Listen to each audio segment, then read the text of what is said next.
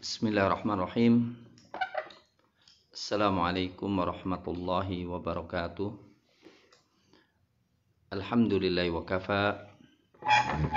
Wassalatu wassalamu ala nabiyyil mujtaba wa ala alihi wa sahbihi wa man ihtada bihudah wa ba'd.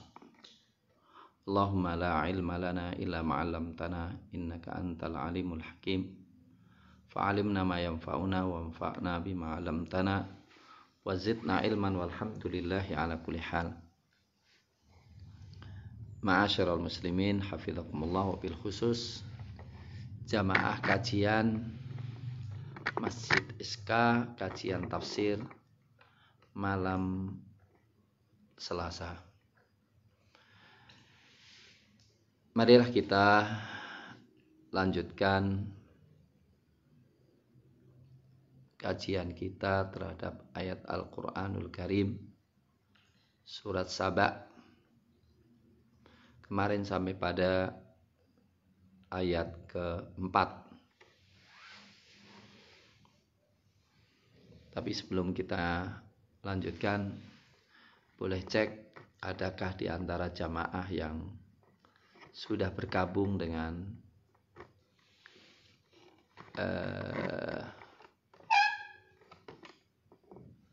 program ini. Baik, kita lanjutkan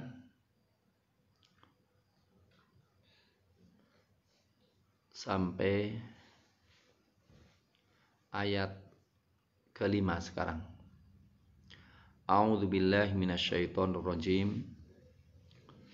Walladzina sa'au fi ayatina mu'ajizin. Walladzina sa'au, dan orang-orang yang berusaha fi ayatina, untuk menentang ayat-ayat kami, mu'ajizin, berusaha atau menyangka bisa lari dari kami, ulaika, mereka-mereka itu, lahum, bagi mereka, adabun, adab, mirrijzin, alim, dari siksaan alim yang menyakitkan. Shadaqallahul azim. Ma'asyiral muslimin, kita bertanya tentang gambaran real di lapangan yang dimaksudkan ayat ini. Orang-orang yang berusaha di dalam ayat-ayat kami dalam kondisi mu'ajizin. Maksudnya berusaha untuk memadamkan ayat-ayat kami atau menentang ayat-ayat kami atau untuk membatalkan ayat-ayat kami, yaitu syariat Islam, Al-Quranul Karim. Mu'ajizin, mu'ajizin dari kata ajiz, ajiz lemah. Mu'ajizin artinya berusaha untuk melemahkan kami, dan tidak mungkin Allah dilemahkan. Maka menyangka dirinya bisa lari daripada siksaan kami. Ya, ini kalau kita lihat orang-orang yang melecehkan dinul Islam, orang-orang yang menentang syariat Islam, yang mensifati Islam dengan sifat-sifat yang negatif, yang buruk, pasti mereka melakukan itu karena tidak menghadirkan bahwa mereka sebetulnya menentang Allah Subhanahu wa ta'ala. Mereka tidak sadar bahwa mereka menghadapi siksaan Allah Subhanahu wa ta'ala. Kalau sampai kemudian ditambah bahwa mereka menyangka diri mereka bisa lari daripada hukuman Allah, yang jelas mereka semuanya itu, kata Allah, ulaika lahum, mereka-mereka itu bagi mereka adabum mirrijzin alim, bagi mereka adab mirrijzin, rijzin itu kotoran, siksaan, alim yang sangat menyakitkan. Di mana itu? Di dunia atau di akhirat? Saya meyakini bahwa hal ini bisa di dunia dan bisa di akhirat. Karena umum. Minimal kalau mereka lepas atau tidak disiksa oleh Allah Subhanahu wa taala di dunia ini, mereka juga akan mendapatkan siksaan itu di akhirat kelak semenjak dia mati. Yang akan dikatakan kepada dia, akhriju anfusakum al-yauma tujzauna adzabal hun. Keluarkan nyawamu, hari ini engkau dibalas adab yang menghinakan. Ya, kalau ingin tahu dalam hal ini, bisa saja dilihat daripada ending kematian orang-orang yang menentang ayat-ayat Allah Subhanahu wa ta'ala. Wa yaral ladzina utul ilma. Ayat selanjutnya adalah wa yaral ladzina utul ilma, dan orang-orang yang berilmu melihat alladzi unzila ilaika, apa-apa yang diturunkan kepadamu, mir rabbika, dari Rabbmu, huwal haqqa, dia itulah yang benar, wa yahdi, dan menunjuki, ila siratil azizil hamid, menunjuki ke jalan yang zat yang maha perkasa dan maha terpuji. Ma'asyiral muslimin, hafizakumullah. Al-Quran adalah ilmu. Al-Quran adalah kebenaran. Dan untuk mengetahui kebenaran ilmu Al-Quranul Karim, diperlukan adanya ilmu. Maka orang-orang yang diberikan ilmu, orang-orang yang berilmu dan terbebas hatinya dari kesombongan dan kepentingan-kepentingan sesaat dunia,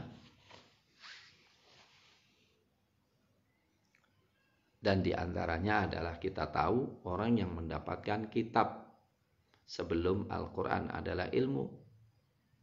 Contohnya kitab Taurat pada zaman Nabi Musa alaihissalam, atau Injil pada zamannya.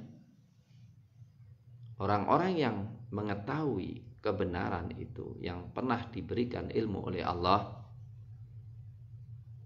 di sini ditafsirkan oleh Al-Imam Al-Baghawi. Di sini ditafsirkan oleh Imam Al-Baghawi, mu'mini ahlil kitab. Utul ilma siapa? Orang yang diberikan ilmu itu siapa? Mu'mini ahlil kitab. Abdullah bin Salam wa ashabah. Yaitu Abdullah bin Salam dan sahabat-sahabat beliau. Ada yang mengatakan hum ashabu Muhammad sallallahu alaihi wasallam. Orang yang diberikan ilmu oleh Allah, hati yang bersih, pasti wayaro, pasti melihat. Siapa yang melihat? Alladzina utul ilma. Melihat apa? Alladzi unzila ilaik. Apa alladzi unzila ilaika? Yaitu Al-Quran. Melihat apa? Mir rabbika. Melihat yang diturunkan dari Rabbmu. Ya, sifat alladzi unzila ilaika mir rabbika itu sifat.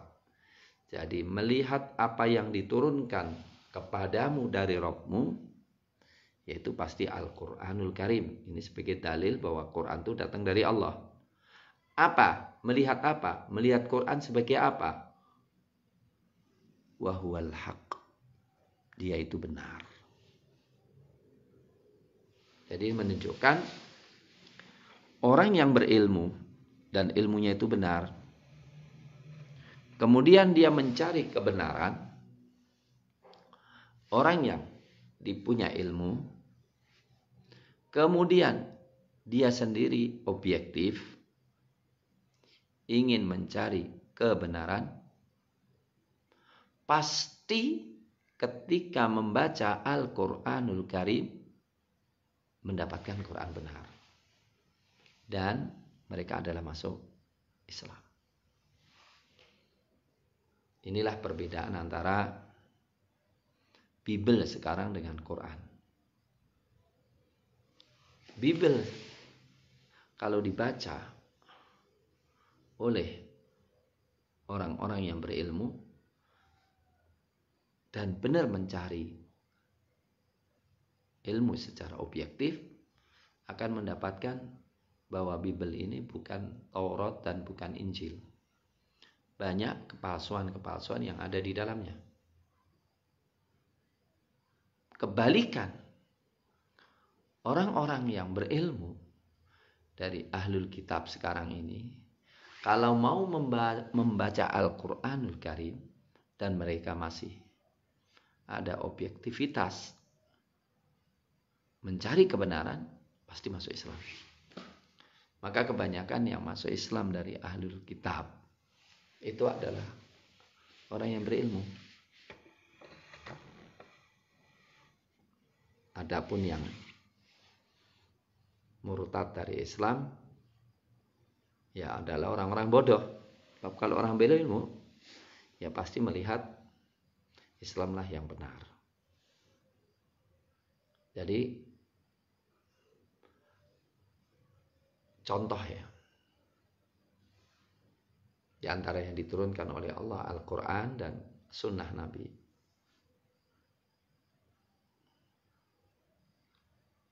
Ketika ada hadis bahwa bayi usia 42 hari di perut ibu, Allah memerintahkan dan menugaskan malaikat untuk membentuk rupa. Maka dibukalah matanya, dibukalah telinganya. Bayangkan, menentukan 42 hari. Dan ternyata benar. Kahil itu menggambarkan, menampilkan gambar bayi di perut ibunya 41. Belum ada. 42 persis muncul. Itu pasti turunnya dari Allah Subhanahu wa ta'ala. Sebagai mukjizat. Nah, kalau orang mempelajari Al-Quranul Karim dari sisi politik, dari sisi ekonomi, dari sisi akidah, pasti mendapatkan itulah yang benar. Wa yahdi, dan menunjuki orang yang berilmu pula yang mau mencari kebenaran, ila sirat, ke jalan. Jalan siapa? Al-Azizil Hamid.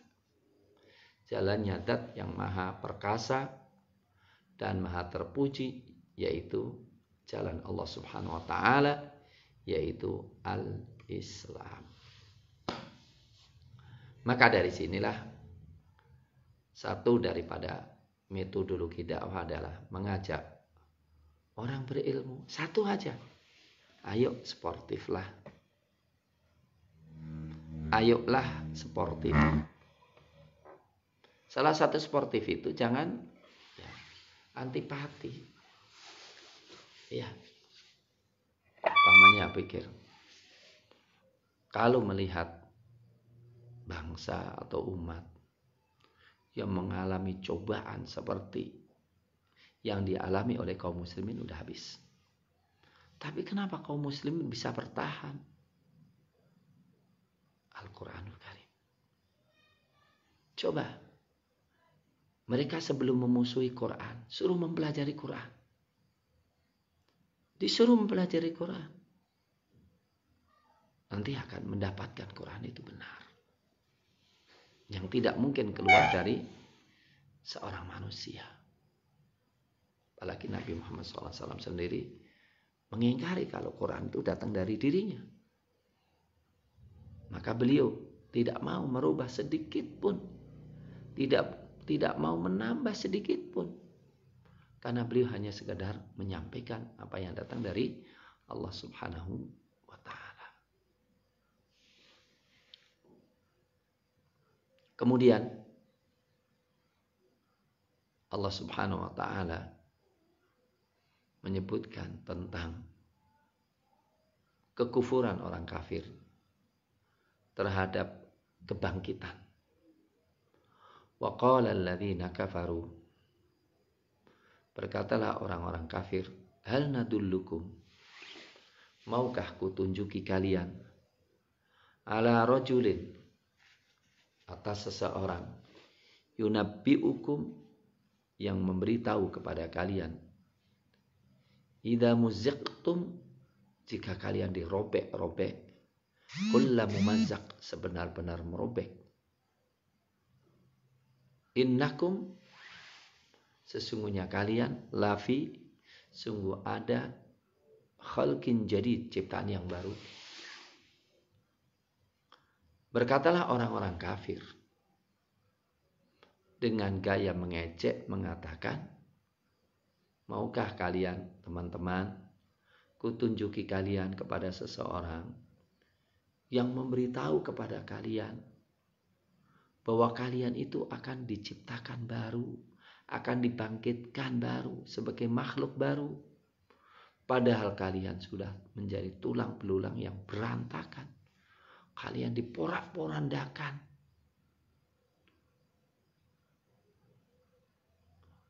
Iya, ini maksudnya orang-orang kafir itu kan tidak mengimani adanya hari kebangkitan. Alasannya satu, manusia mati sudah jadi tulang belulang. Bagaimana cara mengembalikan?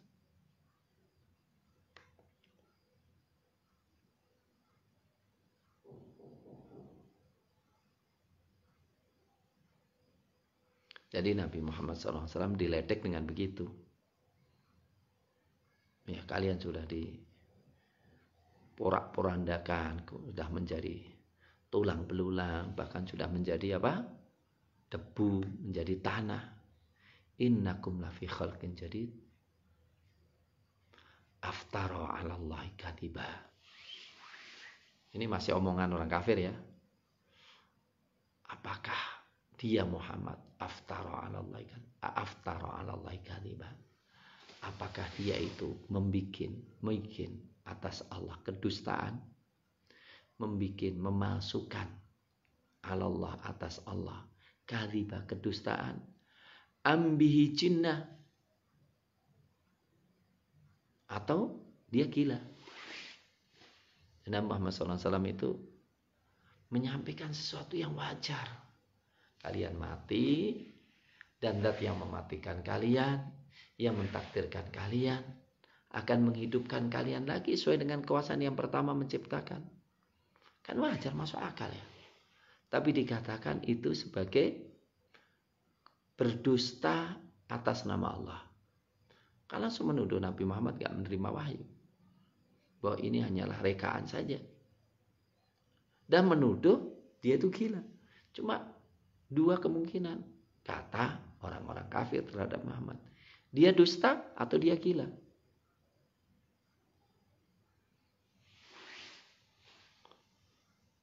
Bayangkan ya, ketika Nabi Muhammad SAW mengingatkan kepada orang-orang kafir, ya orang-orang kafir, berimanlah kepada Allah. Yakinlah bahwa hidup kalian itu di dunia ini punya tugas mulia, beribadah kepada Allah.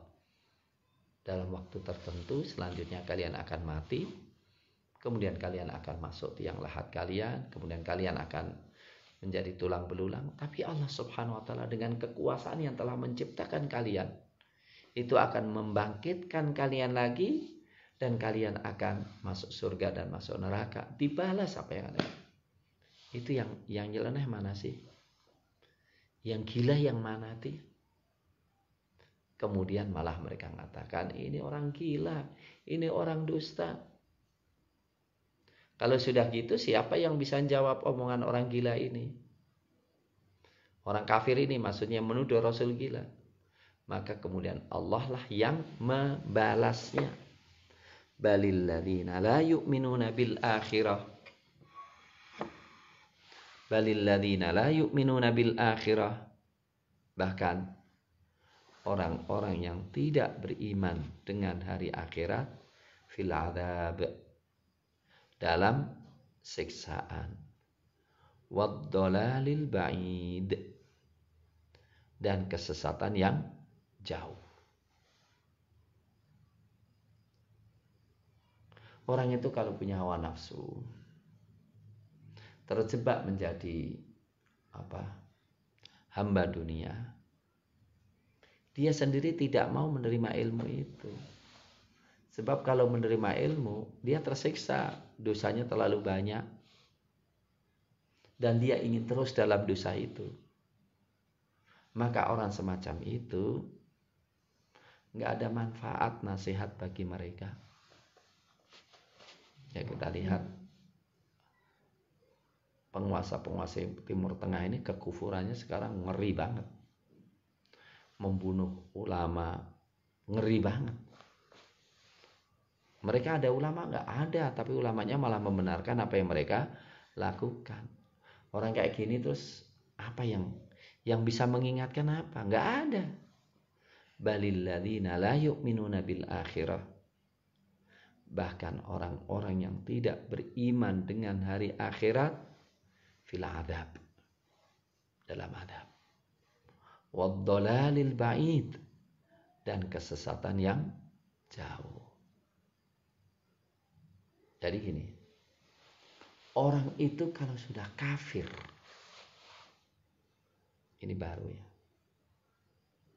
Kalau orang itu kafir karena bodoh, mungkin masih punya harapan untuk ketika dapat ilmu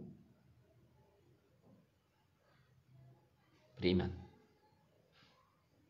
Tapi kalau orang itu mengingkari sesuatu yang sifatnya sangat vulgar, sangat jelas, argumentasinya juga sangat jelas, tapi tetap nekat kufur, maka sangat sulit untuk mendapatkan petunjuk. Terutama orang yang sengaja membodohi dirinya karena terjebak dengan cinta dunia, mabuk dunia. Maka kalau kita lihat kebijakan-kebijakan yang ada sekarang di negeri ini, nepotisme dipertontonkan. Bayangkan aja, dana yang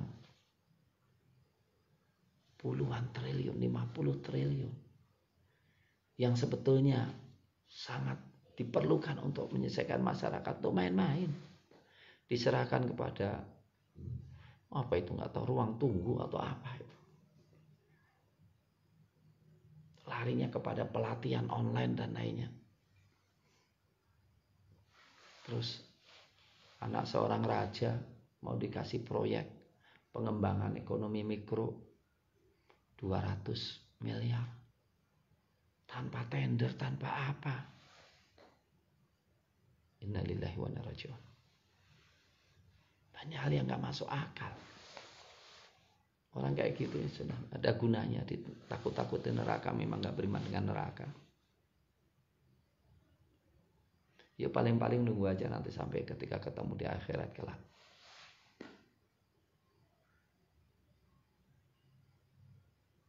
Maka kemudian Allah nyentil orang-orang semacam ini. Afalam yarau ila ma baina aidihim. Apa mereka tidak melihat,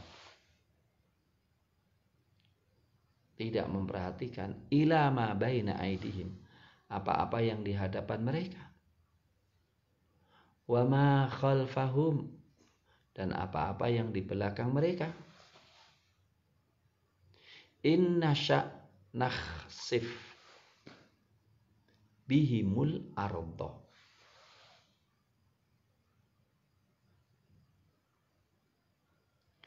Inna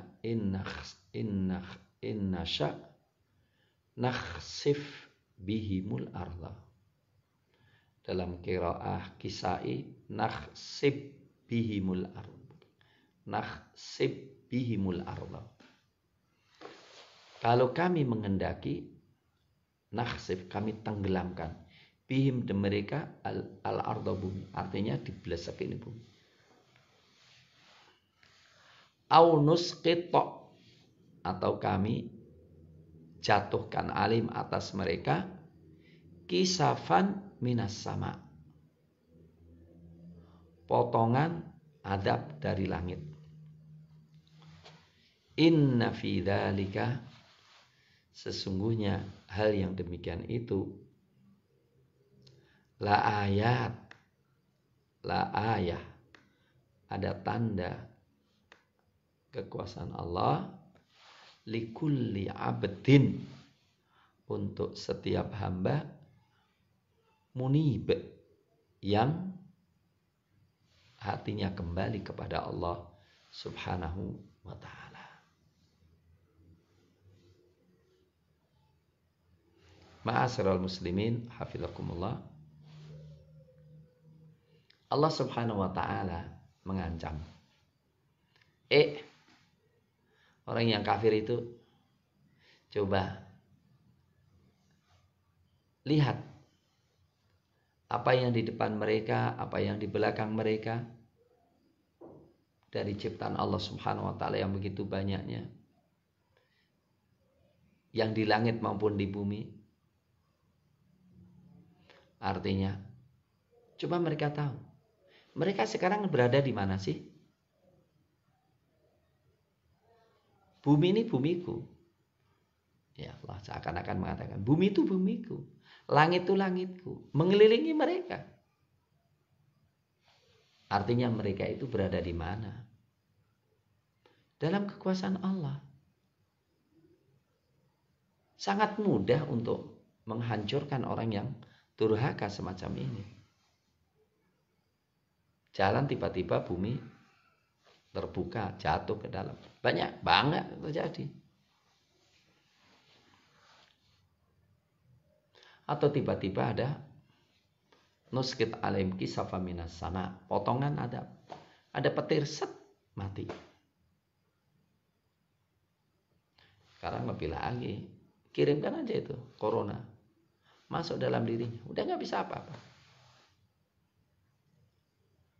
Maka apa yang kau lihat dari langit dan bumi dan semua makhluk-makhluk yang tercipta di bawahnya, itu kalau mau la ayah. Melihat langit yang begitu besarnya, melihat bumi yang begitu luasnya, itu ada tanda kekuasaan Allah Subhanahu wa ta'ala untuk membangkitkan lagi.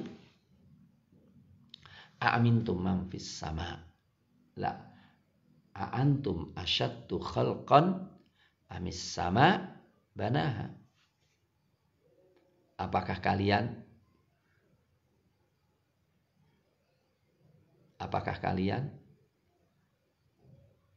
lebih berat ciptaan atau langit?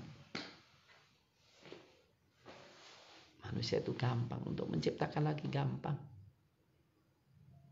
Ini semuanya kembali kepada kekuasaan Allah dalam membangkitkan manusia lagi. Ya kata Allah, inna fi dzalika la ayatin. Asalkan mau mikir ya, ilmu luar biasa, petunjuk luar biasa. Likulli abdin munib, bagi seorang hamba yang hatinya mau kembali kepada Allah Subhanahu wa ta'ala. Ma'asyiral muslimin, hafizakumullah. Setelah itu Allah Subhanahu wa ta'ala ingin seakan-akan apa? Sebetulnya orang kufur itu bukan karena ilmu yang tinggi. Sebetulnya yang kufur itu bukan karena kekayaan yang begitu banyaknya. Sebetulnya kufur itu bukan karena kekuasaan. Tapi kekufuran itu karena hatinya. Hatinya yang kotor. Pikirannya yang kotor. Karena apa? Ada orang yang sangat kaya. Ada orang yang sangat tinggi kekuasaannya. Ada orang yang sangat berilmu. Contohnya siapa? Nabi Sulaiman, Nabi Daud alaihissalam beriman. Dia kaya, dia berilmu, dia berkuasa. Dia tidak kufur kepada Allah.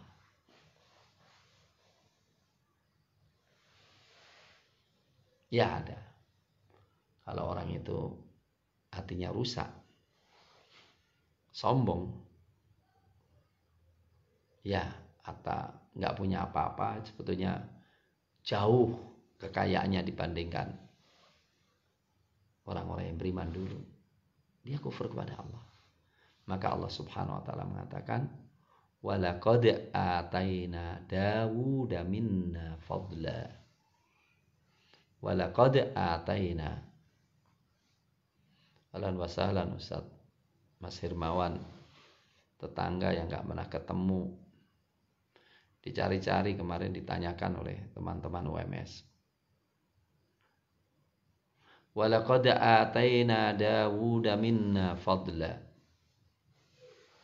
Dan sungguh telah kami memberikan kepada Daud dari sisi kami fadla, karunia. Ya jibal, wahai gunung, awwibi, bertasbihlah. Ma'ahu, bersama Nabi Dawud alaihi salam. Awwibi ma'ahu. Wa alannal hadid. Awwibi ma'ahu wat-tayr. Dan burung juga bertasbih. Wahai burung, bertasbihlah.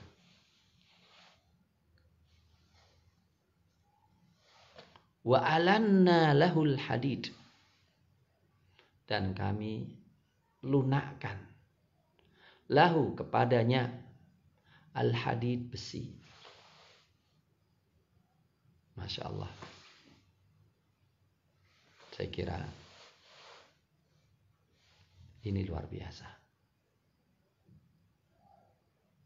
Allah Subhanahu wa taala mengingatkan kebahagiaan orang. Perpaduan antara kekuasaan, ilmu, kekuatan fisik, kekayaan, seperti Nabi Dawud alaihissalam. Ada yang mengatakan istri beliau itu 1000. Beliaulah yang mengalahkan Jalut. Dan kekuasaan itu tidak berlawanan dengan karunia Allah dan menjadi wali Allah kalau dia bersyukur kepada Allah. Allah mengatakan, dan sungguh telah kami berikan kepada Daud alaihissalam karunia dari kami. Apa karunia Nabi kepada Daud? Ada yang mengatakan kenabian itu pasti, kitab itu pasti, kekuasaan itu pasti. Jadi kekuasaan kalau dalam kebaikan itu bagus. Jadi jangan kita berpikir jadi kroco terus. Lucu, orang komunis saja berpikir berkuasa, kita nggak berpikir berkuasa. Bahkan dianggap kalau berkuasa itu kemudian buruk. Enggak. Kita kan ingin saudara kita berkuasa, menguasai kita yang baik. Ada yang mengatakan Nabi Daud alaihissalam itu punya suara indah. Nabi Daud alaihissalam diberikan kekuasaan oleh Allah, karunia Allah. Besi itu kalau di tangan Nabi Daud kayak adonan roti. Kayak adonan roti, gampang. Nah, di antaranya sampai-sampai Allah berfirman kepada gunung, ya jibal, wahai gunung, awwibi, bertasbihlah. Jadi gunung itu bertasbih, terdengar tasbihannya. Awwibi ma'ahu, bertasbihlah bersama Nabi Dawud alaihissalam.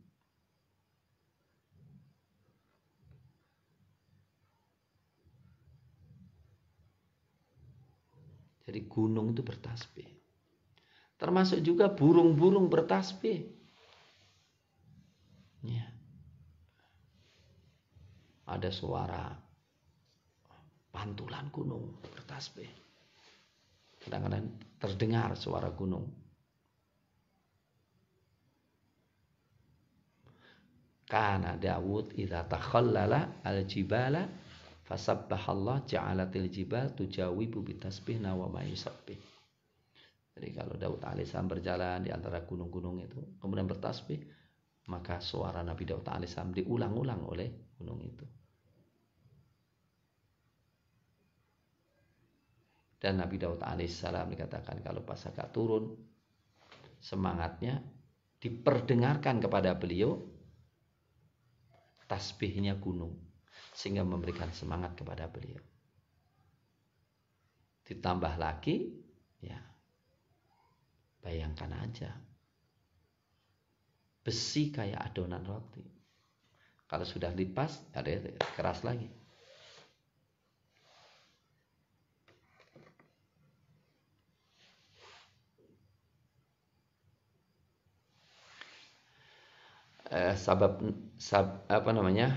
Kenapa itu terjadi? Dalam berita kata Imam Baghawi, Daud alaihissalam tatkala menjadi raja Bani Israel, beliau biasalah mimbo-mimbo ya keluar, nggak dikenal.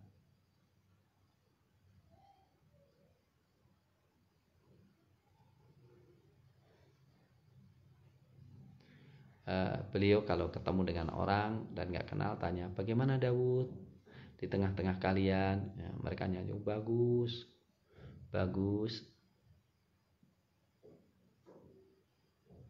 Kemudian ada malaikat yang mimbo-mimbo jadi manusia. Kemudian ditanya, bagaimana Daud? Kemudian malaikat mengatakan bagus, tapi sayangnya ada satu sifat dia. Daud alaihissalam ketakutan, apa itu? Ya Allah, apa sifat yang buruk itu? Ini ngeri banget ini. Ini ngeri sekali. Apa itu? Iya, salah satunya adalah dia makan dan memberikan makan keluarganya dari Baitul Mal. Coba, kalau orang raja makan sebatas dia nggak kerja karena ngurusi kerajaan, kemudian dapat gaji dan makan dari gaji itu, boleh nggak? Boleh aja, nggak ada masalah. Tapi ini menjadi kritikan kepada Nabi Daud alaihissalam. Maka beliau minta kepada Allah, sadar, oh iya, tolonglah mbok saya diberikan kesempatan untuk bisa kerja sehingga saya tidak ngambil gaji sama sekali, dan saya mencari uang untuk makan dan saya dan keluargaku. Kemudian Allah Subhanahu wa taala mengajari beliau industri dari besi. Besi dijadikan lunak pada beliau, dijadikan beliau pandai membuat baju perang. Jadi beliau itu bikin baju perang. Satu baju dia jual dengan 4.000 dirham. Ya, dari situlah duit yang kita bisa untuk sedekah, untuk makan keluarganya. Ini subhanallah ya. Kalau ini kemudian diikuti oleh seluruh penguasa ya. Penguasanya tidak makan dari negara, apalagi numpuk kekayaan enggak. Dikatakan beliau setiap hari membuat satu baju dan dijual dengan 6.000 dirham. Ya, yang 2.000 dimakan untuk keluarganya, yang 4.000 untuk sedekah fuqara Bani Israel. Dan itulah yang dikatakan oleh Rasulullah SAW, karena Daud alaihissalam la ya'kulu illa min amaliyatihi. Adalah Daud alaihissalam tidak makan kecuali dari hasil keringatnya. Ya, Nabi Daud alaihissalam tidak makan kecuali dari hasil keringatnya. Rawahul Bukhari. Bayangkan bagaimana kita punya produk yang bermanfaat untuk umat, kemudian dari situlah kita dapat ma'isyah untuk keluarga kita. Dan ini satu faedah yang luar biasa, bagaimana produksinya ya, bagaimana produksi menghasilkan sesuatu yang bermanfaat untuk umat. Begitu ma'asyiral muslimin hafizakumullah. Mudah-mudahan yang hadir walaupun yang bergabung masih sedikit sekali, tidak mengapa saya berkomitmen untuk melanjutkan, tapi karena hari ini adalah hari terakhir bulan Sya'ban dan Senin depan sudah Ramadan, maka saya ucapkan selamat menyambut bulan Ramadan. Mudah-mudahan Allah Subhanahu wa taala tidak mewafatkan kita kecuali setelah menikmati bulan Ramadan ini. Kalau Allah kan mencabut nyawa kita, kita hanya minta kepada Allah, berikanlah kesempatan kita masuk bulan Ramadan untuk memperbaiki diri, untuk menjadikan kita dekat dengan Allah Subhanahu wa taala, untuk bertaubat dan nasuha, untuk memperoleh Lailatul Qadar, untuk menyambung hati kita dengan Allah Subhanahu wa taala. Selamat beribadah, dan mudah-mudahan kalaupun ada wabah, walaupun ada corona ya, tapi jangan sampai kita kehilangan kesempatan untuk dekat dengan Allah, sukses membina diri selama bulan Ramadan ini. Aku qouli hadza wa astaghfirukum. Assalamualaikum warahmatullahi wabarakatuh.